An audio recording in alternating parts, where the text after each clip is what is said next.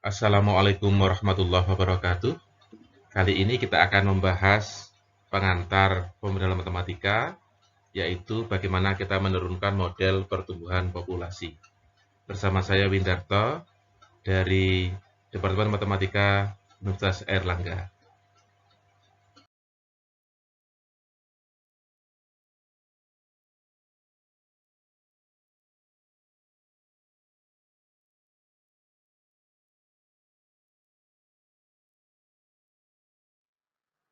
Materi yang kita bahas pada kesempatan kali ini adalah yang pertama tentang tahapan pemodelan matematika, yang kedua bagaimana kita menurunkan model pertumbuhan populasi berupa model pertumbuhan eksponensial, dan yang ketiga adalah bagaimana kita menurunkan model pertumbuhan populasi yang berbentuk model pertumbuhan logistik. Topik yang kita bahas kali ini ada 3, yaitu yang pertama tentang tahapan pemodelan matematika, kemudian tentang penurunan model pertumbuhan eksponensial, dan yang ketiga adalah penurunan model pertumbuhan logistik. Kita mulai dengan tahapan pemodelan matematika. Pemodelan merupakan suatu proses membangun model. Sedangkan pemodelan matematika dapat dipandang sebagai proses membangun suatu model yang berbentuk ekspresi matematik dari suatu permasalahan real. Pemodelan matematika juga dapat dipandang sebagai abstraksi dari masalah real ke dalam bentuk abstrak. Secara umum, ada 4 tahap dalam pemodelan matematika. Yang pertama yaitu identifikasi permasalahan real. Dari sini kita masuk ke tahap kedua, yaitu konstruksi atau membangun model matematika yang sesuai dengan masalah real tersebut. Pada tahap identifikasi masalah real, kita perlu mengumpulkan data dan informasi yang relevan terkait dengan masalah real tersebut. Lalu dari situ kita bangun model matematika yang sesuai. Kadangkala model itu berbentuk model berupa persamaan diferensial atau sistem persamaan diferensial. Lalu pada tahap ketiga, yaitu penentuan solusi model, kita upayakan menentukan solusi eksak dari model tersebut atau solusi analitik. Kalau tidak mungkin, kita bisa menggunakan solusi hampiran atau solusi numerik. Pada tahap ketiga ini juga kita bisa melakukan simulasi solusi model matematika. Lalu tahap yang keempat yaitu interpretasi solusi model dari sudut pandang masalah real. Interpretasi di sini berarti bahwa kita menerjemahkan, kita menafsirkan solusi model yang berhubungan dengan masalah real tersebut. Lalu kita bisa melihat apakah prediksi model secara kualitatif telah sesuai dengan fenomena real yang ada. Atau lebih jauh, kita bisa membandingkan antara prediksi model dengan data real yang tersedia. Jika ternyata hasil prediksi model jauh berbeda dengan data real, maka hal ini menunjukkan bahwa model tersebut masih perlu dilakukan perbaikan, sehingga perlu kita revisi model tersebut. Kita lanjutkan dengan topik kedua, yaitu masalah pertumbuhan populasi. Misalkan kita ingin membangun model pertumbuhan populasi kelinci. Di sini kita bisa mempunyai beberapa pertanyaan penting terkait dengan proses membangun model tersebut. Yang pertama adalah apa variabel keadaan atau state variabel yang sesuai untuk masalah tersebut. Lalu yang kedua adalah apakah variabel keadaan itu berupa banyaknya populasi kelinci pada saat T, ataukah variabel keadaan itu adalah berat kelinci pada saat T. Tentunya hal ini sangat bergantung dari tujuan kita. Bila kita ingin memodelkan pertumbuhan jumlah populasi kelinci, maka variabel keadaan yang sesuai adalah banyaknya populasi kelinci pada saat T. Sebaliknya, jika kita ingin memodelkan pertumbuhan berat kelinci, maka variabel keadaan yang sesuai adalah berat kelinci pada saat T sebagai variabel keadaan. Katakanlah kita ingin memodelkan pertumbuhan jumlah populasi kelinci. Maka kita dapat memisalkan YT sebagai banyaknya populasi kelinci pada saat T. Terkait dengan tahapan pertama pemodelan, yaitu kita identifikasi permasalahan real, maka di sini kita mempunyai paling tidak 4 pertanyaan penting. Yaitu yang pertama adalah bagaimana populasi kelinci bertambah atau bagaimana YT bertambah. Yang kedua adalah bagaimana YT berkurang? Apa yang menyebabkan populasi kelinci berkurang? Lalu pertanyaan ketiga adalah bagaimana memodelkan pertambahan YT secara matematis? Dan yang keempat adalah bagaimana memodelkan penurunan YT secara matematis.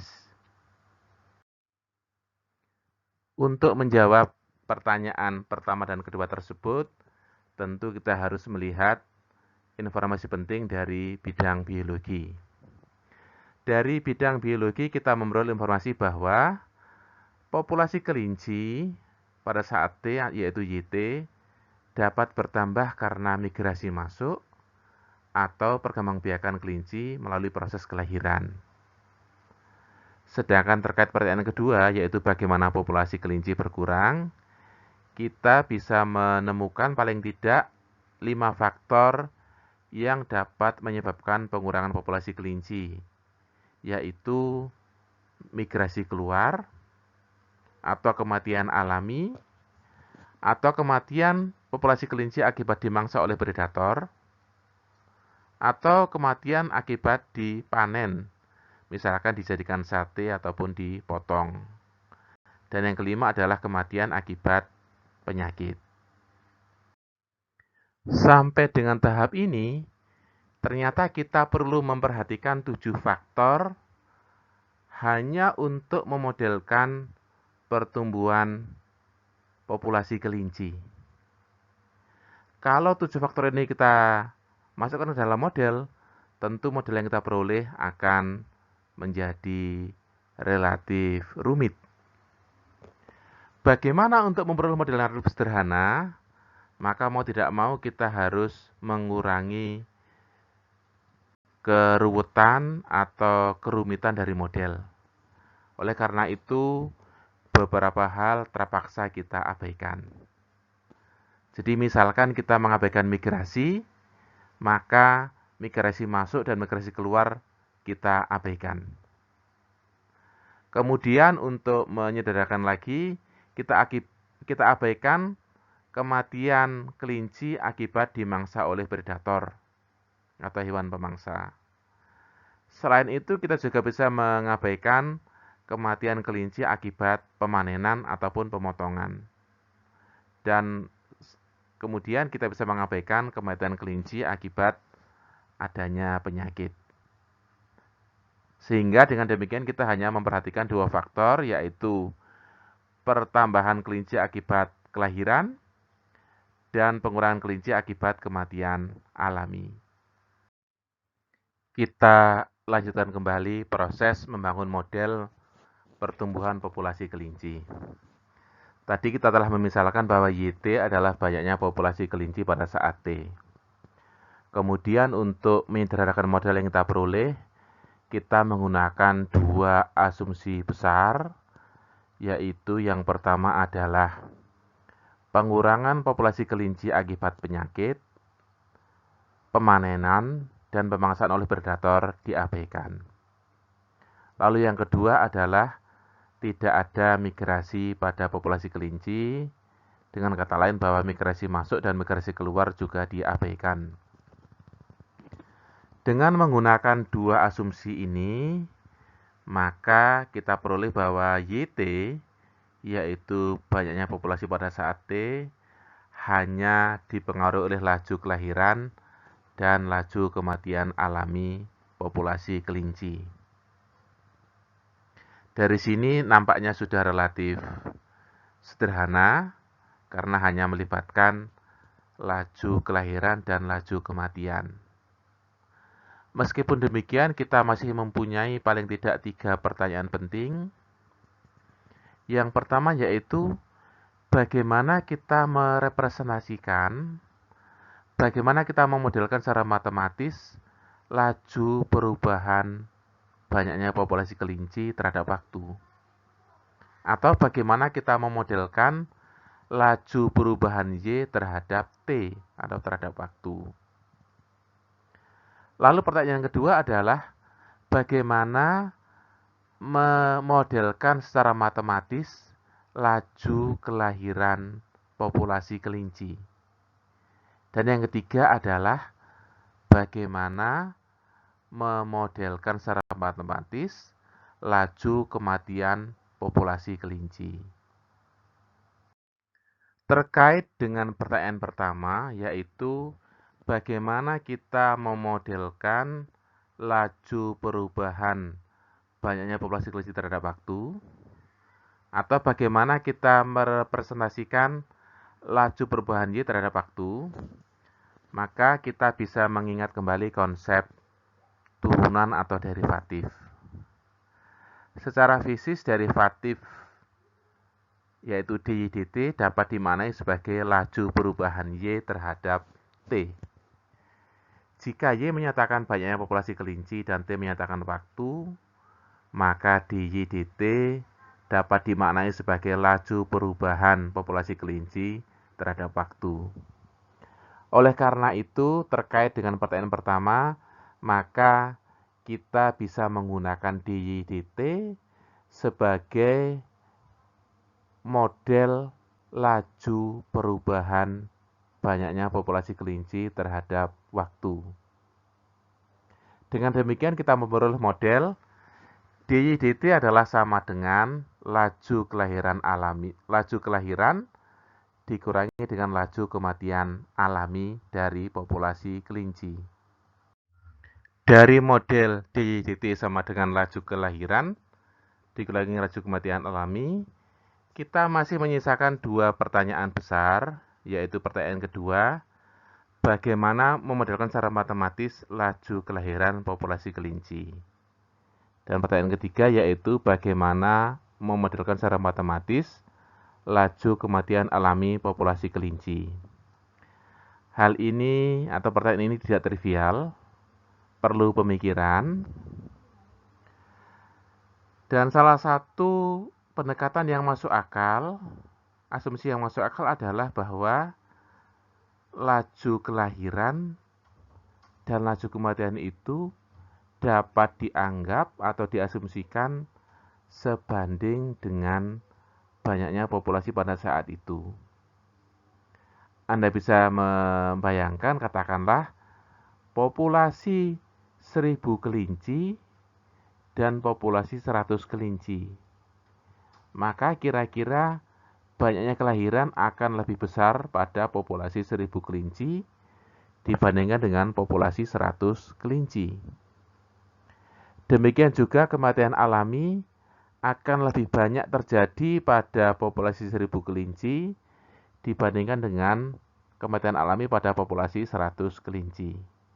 Jadi sekali lagi, salah satu pendekatan atau asumsi yang digunakan adalah laju kelahiran sebanding dengan banyaknya populasi dan laju kematian sebanding dengan banyaknya populasi. Dari sini kita bisa memperoleh bahwa laju kelahiran sama dengan A kali Y, dengan A adalah suatu konstanta positif.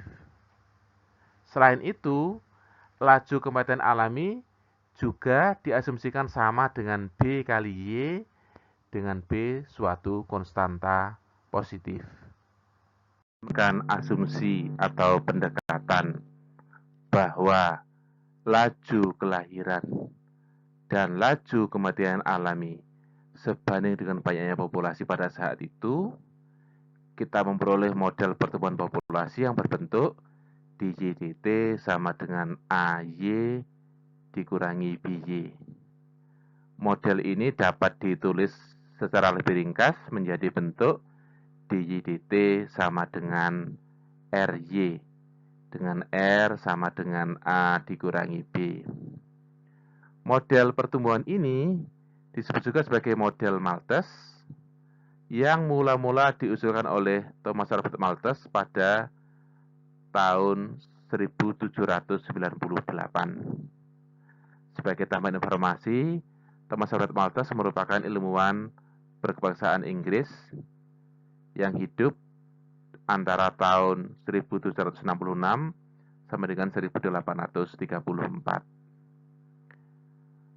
Pada perkuliahan-perkuliahan berikutnya, insya Allah Anda akan mengkaji bahwa untuk nilai parameter R bernilai positif dan nilai awal yang positif, model pertumbuhan Malthus ini mempunyai solusi fungsi eksponensial yang tidak terbatas.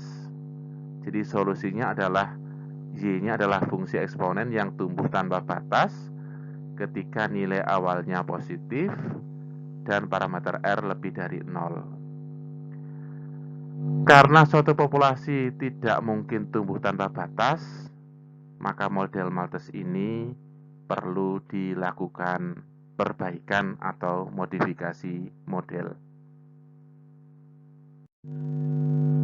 Selanjutnya kita bahas bagaimana kita memodifikasi model pertumbuhan eksponensial. Jadi misalkan YT adalah banyaknya populasi kelinci pada saat T.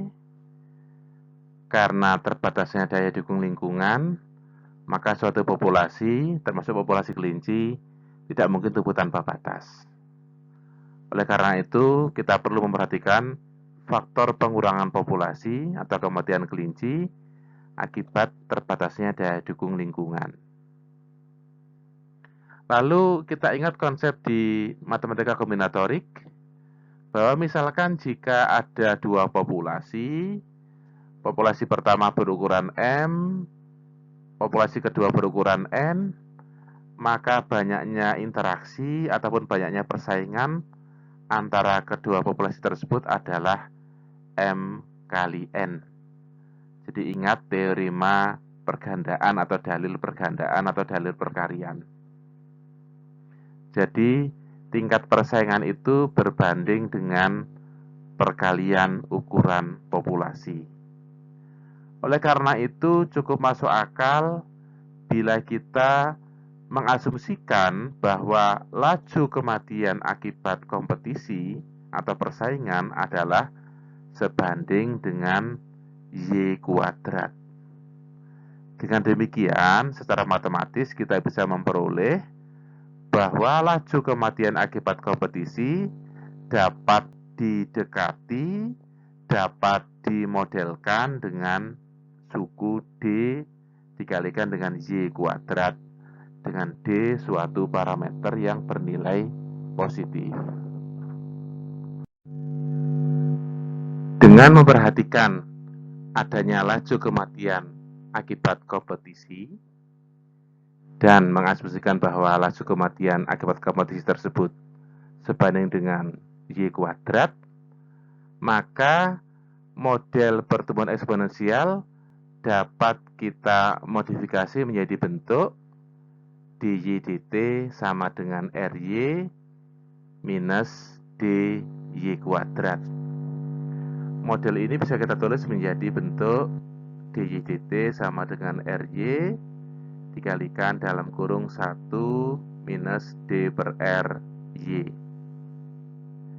Kemudian dengan mendefinisikan parameter K sama dengan R per D, maka modifikasi model pertumbuhan eksponensial tersebut menjadi bentuk DY dt sama dengan RY dikalikan dalam kurung 1 minus Y per K. Modifikasi model ini memuat dua parameter yaitu R dan K. Dengan parameter R adalah laju intrinsik pertumbuhan populasi dan parameter K adalah kapasitas maksimum daya dukung lingkungan. Parameter K ini juga disebut sebagai carrying capacity parameter. Modifikasi model ini disebut juga model pertumbuhan logistik atau model pertumbuhan Verhulst yang mula-mula diusulkan oleh Verhulst sebagai perbaikan dari model pertumbuhan eksponensial atau model pertumbuhan Malthus. Semoga video ini bermanfaat. Terima kasih atas perhatian Anda. Assalamualaikum warahmatullahi wabarakatuh.